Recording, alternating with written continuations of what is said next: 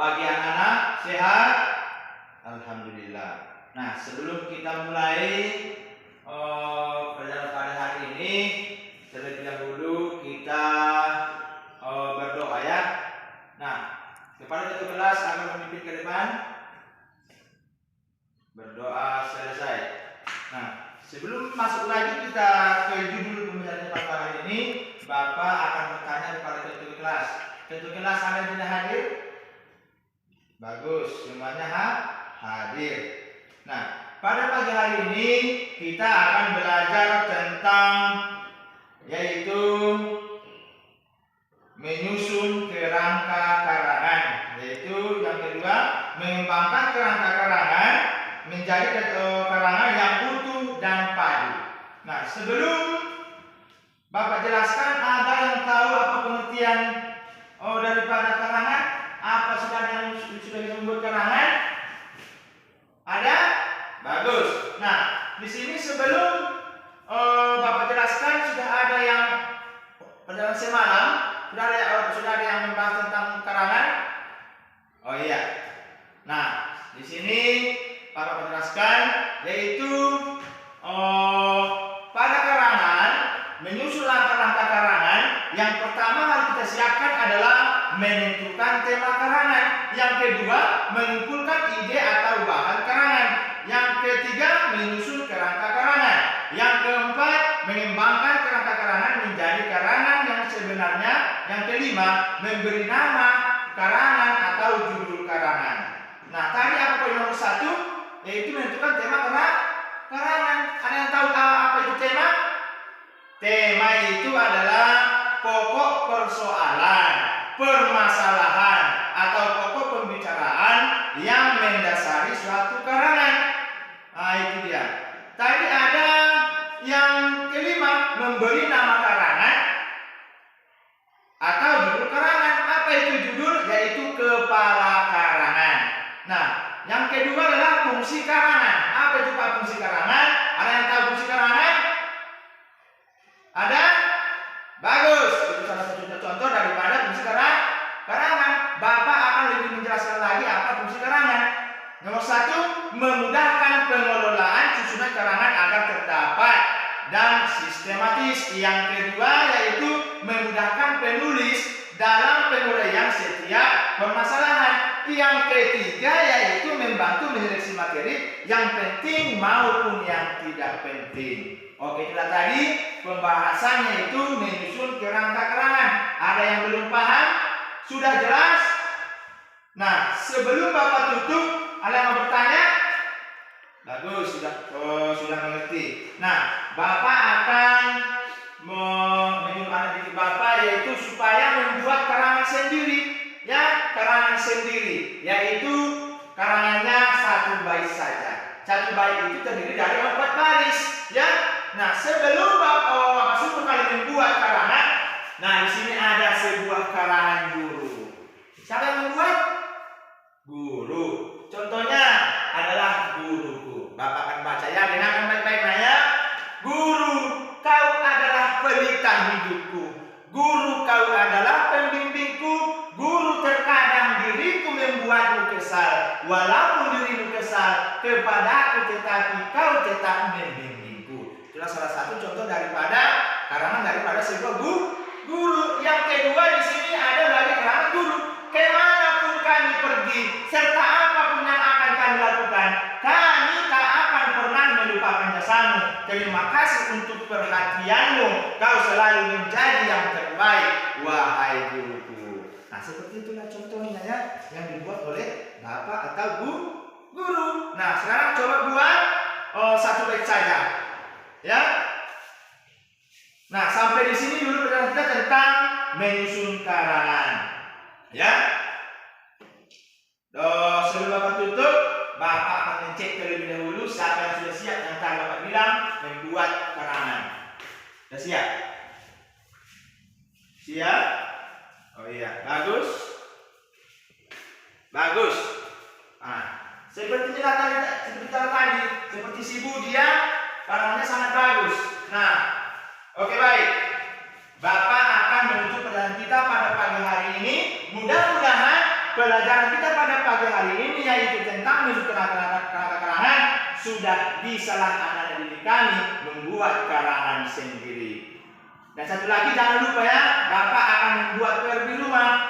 Seperti yang tadi juga membuat karangan, tetapi berbeda. Kalau yang PR yaitu 2 bait, berarti menjadi 8 baris. Bapak tutupi dengan bacaan Alhamdulillah. Assalamualaikum warahmatullahi wabarakatuh. Nah, anak-anak hari ya, soalnya di kelas sebelah kita di kelas 6 tidak ada gurunya, Bapak akan menghentikannya. Ya, Nak ya? Nah, oke baik, terima kasih.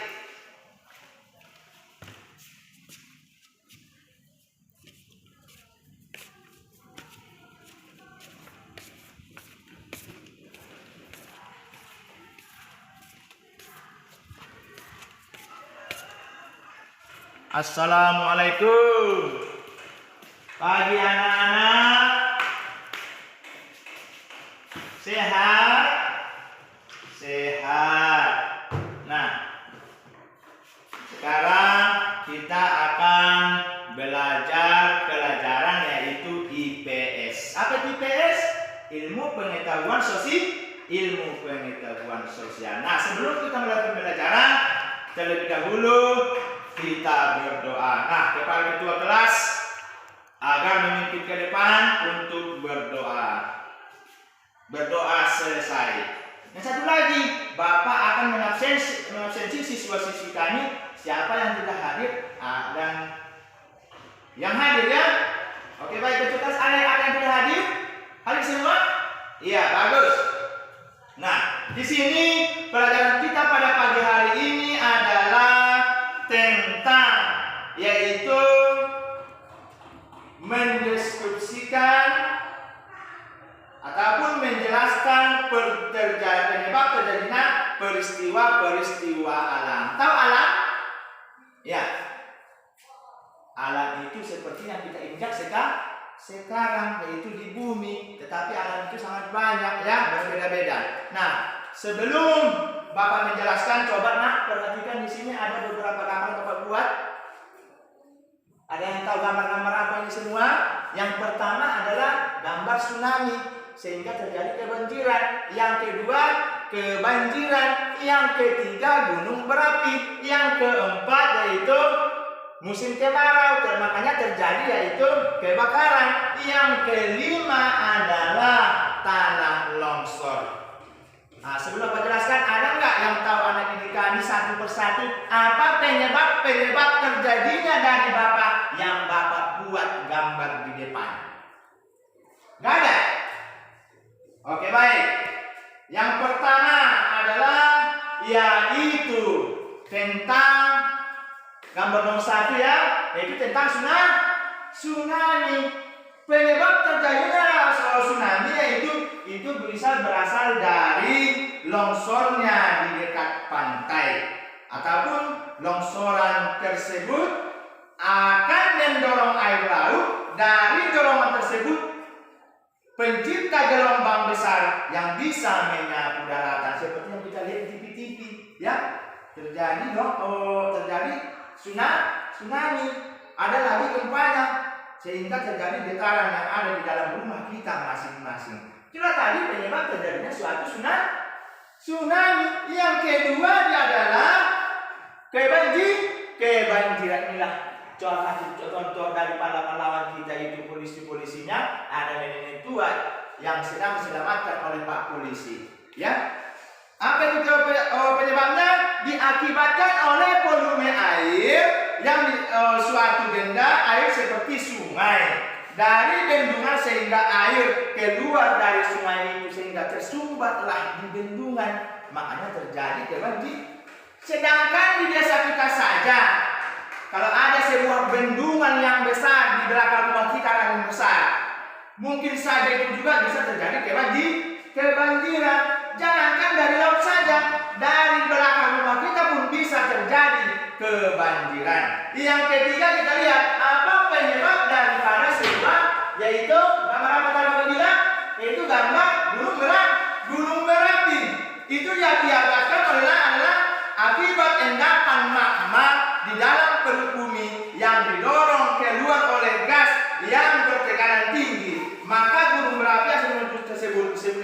Gunung Merapi yang aktif. Kalau tidak aktif, ini Gunung Merapi tidak bisa meletus. Yang aktif, yang tidak aktif yang meletus ya. Paham anak-anak? Iya, bagus. Yang keempat adalah kebakaran. Siapa yang sudah pernah melihat kebakaran? Jangankan di hutan.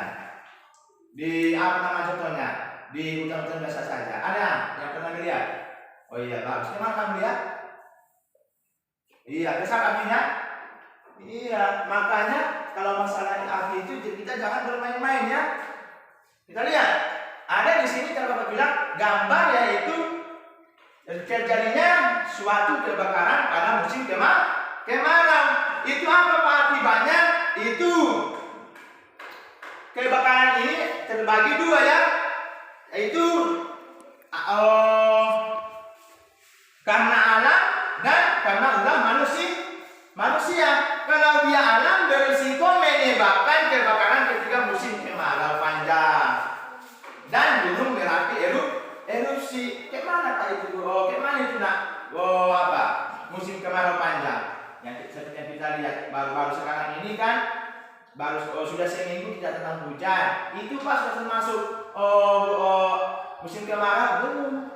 Kalau musim kemarau dibilang itu ada yang setahun, 2 tahun. Pokoknya tanah itu sangat kering dan beretakan. Itu karena alam. Yang kedua tadi karena udah manusia yaitu kita sendiri. Contohnya ada seorang bapak-bapak yang mau lihat ke kebun orang.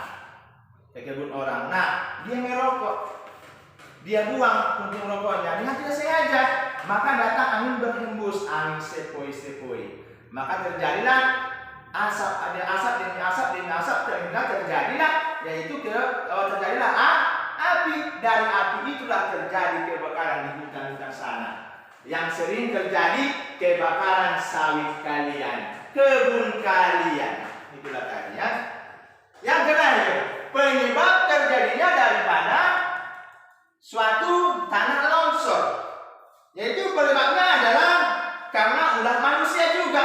Kenapa Bapak bilang karena manusia? Contohnya, ayahnya si Budi kerjanya yaitu tukang kayu.